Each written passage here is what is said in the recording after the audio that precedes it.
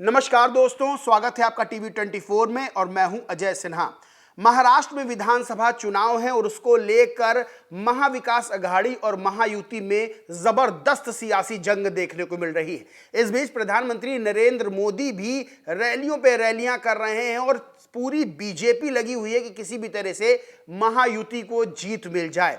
प्रधानमंत्री नरेंद्र मोदी की रैलियों के कुछ वीडियोस वायरल हो रहे हैं सोशल मीडिया पर, जिसमें खाली कुर्सियां देखी जा रही हैं। यानी एक तरफ जहां बीजेपी दावा कर रही है कि अब की बार बीजेपी की सरकार जो है वहां मजबूती के साथ महाराष्ट्र बनेगी और महाविकास अघाड़ी को पटखनी देंगे, लेकिन वहीं प्रधानमंत्री नरेंद्र मोदी की रैली, जो कि सबसे बड़ा फेस है अगर देखा जाए महायुति का, और सबसे बड़ी जिम्मेदारी प्रधानमंत्री नरेंद्र मोदी के कंधों पर है, उन्हीं जिम्मेदारियों का निर्वहन करते हुए जब वो रैलियां कर रहे हैं तो उन रैलियों में जो वीडियोज उन रैलियों के वायरल हो रहे हैं उसमें खाली कुर्सियां देखी जा रही है। इसी को लेकर लोगों ने तमाम तरह के सवाल खड़े किए और सवाल यहां तक खड़े हो गए कि जब प्रधानमंत्री नरेंद्र मोदी जैसे दिग्गज नेता की रैलियों में खाली कुर्सियां हैं तो आखिर बीजेपी जीत कैसे जाती है। इसको लेकर लोगों ने ईवीएम पर भी सवाल खड़े करने शुरू कर दिए कि क्या ईवीएम से कोई खेला हो जाता है,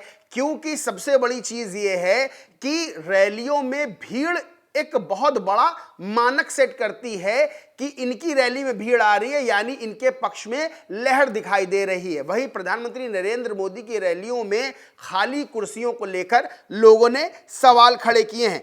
अतुल लोंधे पाटिल हैं, लिखते हैं, खारघर महाराष्ट्र, एक अकेला सब पर भारी, खाली कुर्सियों को भाषण सुनने की आई बारी, महाराष्ट्र की जनता सबसे न्यारी, लय भारी लय भारी लय भारी। यानी इन्होंने वीडियो शेयर किया है खारघर महाराष्ट्र का, जहां प्रधानमंत्री नरेंद्र मोदी भाषण दे रहे हैं और वहां पर पीछे खाली कुर्सियां लंबे लाइन में देखी जा सकती हैं।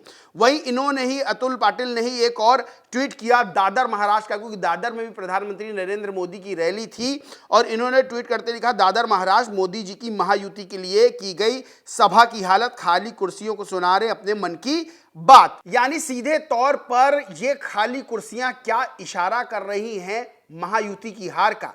क्या ये खाली कुर्सियां इशारा कर रही हैं कि प्रधानमंत्री नरेंद्र मोदी का जो ऑरा था, जो उनकी शख्सियत थी, उसमें कोई कमी आ रही है?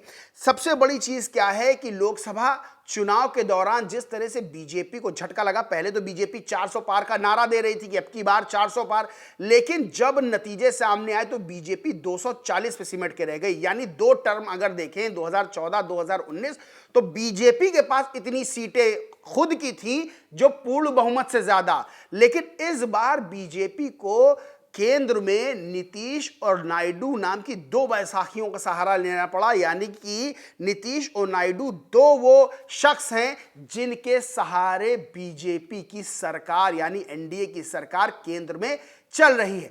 अब उसके बाद ये सवाल खड़े होने लगे कि क्या लोकसभा चुनाव के जब नतीजे आए तब कि क्या प्रधानमंत्री नरेंद्र मोदी का जो चेहरा था, जो नरेंद्र मोदी की शख्सियत थी, जो उनका नाम था, क्या उसमें कमी आ गई है? क्या बीजेपी अपने डाउनफॉल में जाने वाली है? अब सवाल महाराष्ट्र इलेक्शन को लेकर भी खड़े हो रहे हैं, क्योंकि जो रैलियों की तस्वीरें सामने आई उसमें खाली कुर्सियां नजर आ रही। अब इसी को लेकर एक सोशल एकेएन नाम के ट्विटर यूजर हैं, उन्होंने अतुल पाटिल के ट्वीट पर जवाब लिखा, लिखते हैं, फिर भी वोट आ जाएंगे और विपक्ष कुछ नहीं कर पाएगा, ईवीएम के खिलाफ आंदोलन क्यों नहीं चलाते, चुनाव जब तक निष्पक्ष ना हो तब तक चुनाव की जगह जन आंदोलन क्यों नहीं करते। यानी इन्होंने सीधे तौर पर कहा कि ईवीएम से चुनाव हो रहा है और विपक्ष ईवीएम का विरोध करता है, बाद में उसी चुनाव में शामिल हो जाता है। सबसे बड़ी चीज यह है कि हरियाणा में जब चुनाव हो रहे थे तब कांग्रेस के पक्ष में एक लहर दिखाई दे रही थी। तो यह माना जा रहा था कि बीजेपी को एंटी इनकम्बेंसी का सामना करना पड़ सकता है, नुकसान उठाना पड़ सकता है। लेकिन जब नतीजे सामने आए तो सारे के सारे सर्वे चुनावी फेल हो गए, सारे लोग चौंक गए, क्योंकि बीजेपी की पूर्ण बहुमत की सरकार हरियाणा में बन गई, जो कि पहले नहीं थी। यानी कि पहले पूर्ण बहुमत की सरकार हरियाणा में नहीं थी, बाद पूर्ण बहुमत की सरकार बन गई। तो लोगों ने सवाल खड़े करने शुरू किए कि क्या विपक्ष एक तरफ ईवीएम का विरोध करता है, दूसरी तरफ उसी ईवीएम के सहारे जब चुनाव होते हैं तो उसमें वो शामिल हो जाता है, जीत जाता है तो ठीक, हार जाता है तो फिर ईवीएम को लेकर विरोध शुरू करता है। तो सवाल ऐसे में ये खड़े होते हैं कि क्यों नहीं ईवीएम के खिलाफ विपक्ष जन आंदोलन चलाता है जब उसको ये भरोसा है कि ईवीएम से धांधली हो सकती है। बहरहाल शशि एस सिंह है, वो भी लिखते हैं पहली बार मुंबई में प्रधानमंत्री मोदी जी की रैली फ्लॉप रही है, आखिर इसके पीछे क्या कारण है, प्रबंधन या आकर्षण का कम होना, यह समय बताएगा। कई बार भीड़ वोट की गारंटी नहीं होती। बात बिल्कुल सही है कि कई बार जो भीड़ जुटती है वो वोट की गारंटी नहीं होती है, लेकिन जब भीड़ ही ना जुटे, जब कुर्सियां खाली हो, तब यह माना जा सकता है कि वोट आखिर कौन देगा, और वो भी उस शख्सियत को, यानी प्रधानमंत्री नरेंद्र मोदी, जिनके दम पर बीजेपी जीतती है, जिनका चेहरा बहुत से राजनेताओं पर भारी पड़ता है। और आज भी राजनीति में अगर देखा जाए तो प्रधानमंत्री नरेंद्र मोदी का ऑरा अभी भी कायम है। लेकिन लोकसभा चुनाव के दौरान जब नतीजे लोकसभा चुनाव के आए और उसके बाद जैसे बीजेपी का जो प्रदर्शन है, जिस तरह से लोकसभा चुनाव में उनका प्रदर्शन आंकड़ों में जो 240 पर टिका आके, तब ये सवाल खड़े होने लगे कि क्या बीजेपी डाउनफॉल पर जा रही है। आईपी सिंह हैं, सपा के नेता हैं, उन्होंने लिखा मोदी जी की महाराष्ट्र रैली नॉन बायोलॉजिकल, भगवान विष्णु के अवतार अपने मन की बात खाली कुर्सियों को सुना रहे हैं और जनता नदारद है। जब प्रधानमंत्री को जनता सुनने नहीं आती है, फिर भाजपा कैसे हरियाणा का चुनाव जीत गई, सवाल ये है। यानी सीधे तौर पर जो मैंने बताया कि हरियाणा में एंटी इनकम्बेंसी फैक्टर था बीजेपी के खिलाफ, लेकिन फिर भी हरियाणा में बीजेपी की जीत हुई, जीती नहीं हुई, पूर्ण बहुमत की सरकार उनकी बनी। तो सवाल खड़े होने लगे कि आखिर जब भीड़ जुट नहीं रही है तो बीजेपी जीत कैसे रही है, तमाम तरह के सवाल है। अब राहुल गांधी भी महाराष्ट्र में जनसभाओं को संबोधित कर रहे हैं और महाराष्ट्र में वही तरीका राहुल गांधी अपना रहे हैं जो उन्होंने लोकसभा चुनाव के दौरान अपनाया था। यानी लोकसभा चुनाव के दौरान भी राहुल गांधी संविधान की लाल किताब लिए नजर आए थे और हर जगह से कह रहे थे कि संविधान खतरे में है, हम संविधान बचाएंगे। और उसका फायदा भी राहुल गांधी इंडिया अलायंस को मिला। उत्तर प्रदेश में तो 6 सीटें कांग्रेस को मिल गई, 37 सीटें समाजवादी पार्टी को मिल गई और 99 सीटें टोटल जो है वो कांग्रेस को पूरे देश भर में मिली थी। यानी कि सीधा फायदा संविधान बचाने का जो मुद्दा था उस पर राहुल गांधी को मिला और वही तरीका महाराष्ट्र चुनाव में भी राहुल गांधी अपना रहे हैं। यहां पर कांग्रेस ने एक ट्वीट करते हुए राहुल गांधी का बयान लिखा, जहां नंदुरबार महाराष्ट्र में उनकी जनसभा थी, उसको लेकर लिखा बयान को।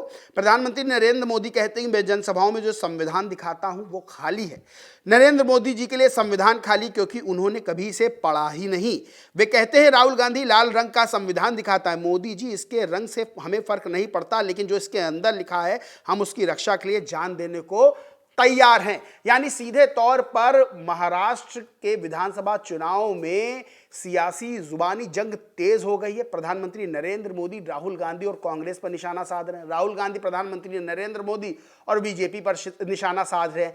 लेकिन इस बीच कई वीडियोस वायरल किए जा रहे हैं। देखिए, वीडियोस वायरल करने का ये होता है कि मानिए कांग्रेस का या कांग्रेस समर्थित दूसरे राजनीतिक दलों के जो नेता होते हैं वो भी तमाम तरह के वीडियोज लाके सोशल मीडिया पर वायरल करते हैं। इसी तरह बीजेपी के नेता और बीजेपी के जो समर्थित लोग हैं वो भी कांग्रेस के खिलाफ वीडियो वायरल करते हैं रैलियों का। लेकिन जो प्रधानमंत्री नरेंद्र मोदी की रैली का वीडियो वायरल हो, उसमें प्रधानमंत्री नरेंद्र मोदी बोलते हुए नजर आ रहे हैं और खाली कुर्सियां दिखाई दे रही, जिसके बाद तमाम तरह के सवाल खड़े हो रहे हैं कि जब रैलियों में भीड़ नहीं आती है तो आखिर वोट बीजेपी को मिलता कहां से। बहरहाल 20 नवंबर को महाराष्ट्र में वोटिंग होनी है, 23 नवंबर को नतीजे सामने आ जाएंगे। जनता जनार्दन है, वही फैसला करेगी कि महाराष्ट्र की सियासत पर कौन काबिज होगा, महाराष्ट्र की सत्ता पर का दावेदार सबसे बड़ा कौन होगा, महायुति या महाविकास अघाड़ी, जनता ये बात तय करेगी। लेकिन महाराष्ट्र की सियासत में बयानबाजियों का दौर जारी है और जिस तरह से वीडियो सामने आ रहे हैं उसको लेकर भी महाराष्ट्र के चुनावों में लोगों की दिलचस्पी